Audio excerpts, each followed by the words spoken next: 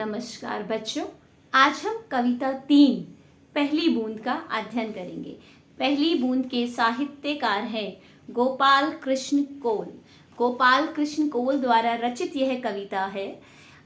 जैसा कि नाम से ही पता चल रहा है, पहली बूंद की जब बारिश का मौसम आता है, बरसात का मौसम आता है और पहली बूंद जब बारिश की ज़मीन पर पड़ती है तो किस प्रकार पूरा वातावरण परिवर्तित हो जाता है, किस प्रकार पूरी प्रकृति नाचने लगती है, कैसे पशु पक्षी खुश हो जाते हैं, कैसे धरती खुश हो जाती है, इसी का अध्ययन हम इस कविता में करेंगे। यह पावस का प्रथम दिवस जब पहली बूंद धरा पर आई, अंकुर फूट पड़ा धरती से, नवजीवन की ली अंगड़ाई। यहाँ पे कवि कहते हैं कि ग्रीष्म ऋतु के बाद जब वर्षा ऋतु का आगमन हुआ है तो चारों तरफ आनंद ही आनंद छा गया है।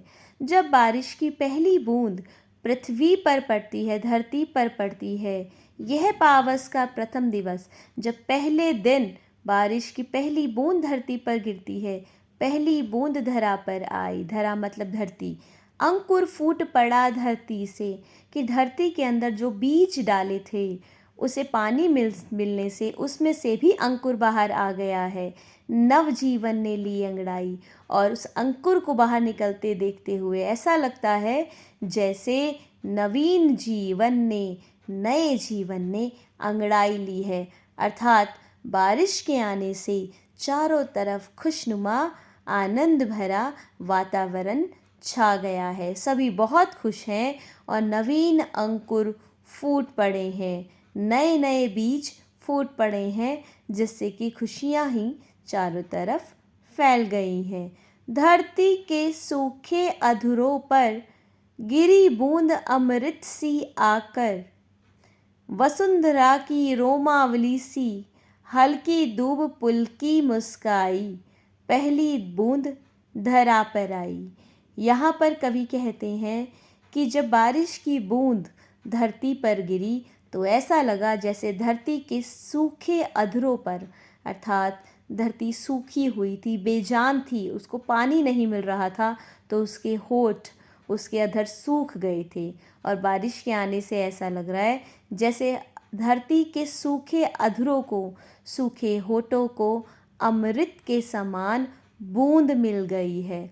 वसुंधरा की रोमावली सी, हरी दूब पुल की मुस्काई, और ऐसा लग रहा है जैसे वसुंधरा की रोमावली, बारिश की बूंद गिरने से वसुंधरा भी बहुत खुश हो गई है, उसके भी रोम रोम में मुस्कुराहट छाने लगी है।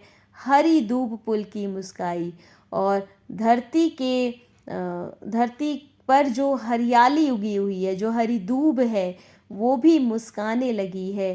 पहली बूंद जब धरा पर आई, जब पहली बूंद धरा पर आई तो चारों तरफ खुशियाँ ही खुशियाँ हो गई हैं और सभी इस समय बहुत आनंद ले रहे हैं। आसमान में उड़ता सागर लगा बिजलियों के स्वर्णिम पर, बजा नगाड़े जगा रहे हैं बादल धरती की तरुणाई, पहली बूंद धरा पर आई।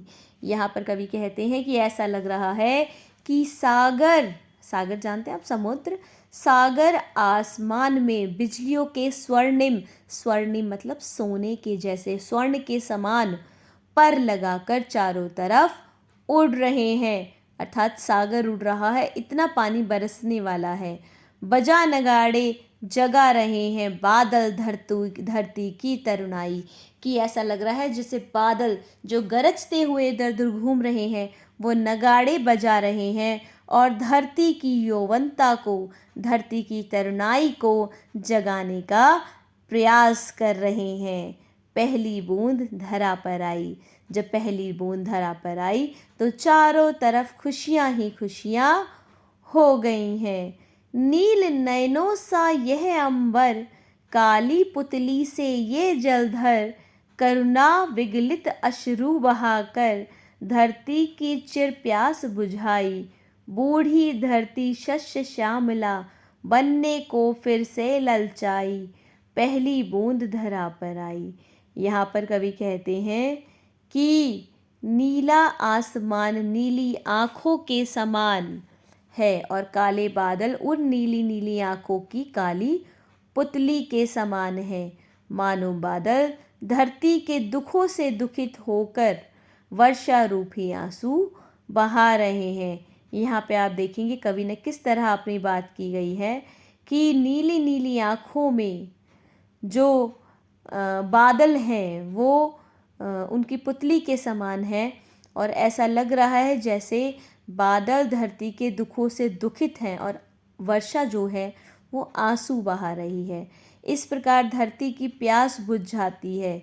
वर्षा का प्रेम पाकर धरती के मन में फिर से हरा भरा होने की इच्छा जाग उठी है। करुणा विगलित अश्रु बहाकर चिर की धरती की चिर प्यास बुझाई कि उन्होंने दुख रूपी अपने आंसू को बहा दिया और अपनी प्यास को बुझाया। बूढ़ी धरती शस्य श्यामला बनने को फिर से ललचाई। और जो वर्षा का प्रेम पाकर धरती के मन में फिर से हरे भरे होने की इच्छा जाग उठी है। पहली बूंद कुछ इस तरह धरती पर आई जिसका खूबसूरत एहसास और परिणाम धरती को मिला। इस तरह हमने इस कविता को सुना। उम्मीद करती हूँ आपको यह कविता ज़रूर समझ आई होगी। धन्यवाद।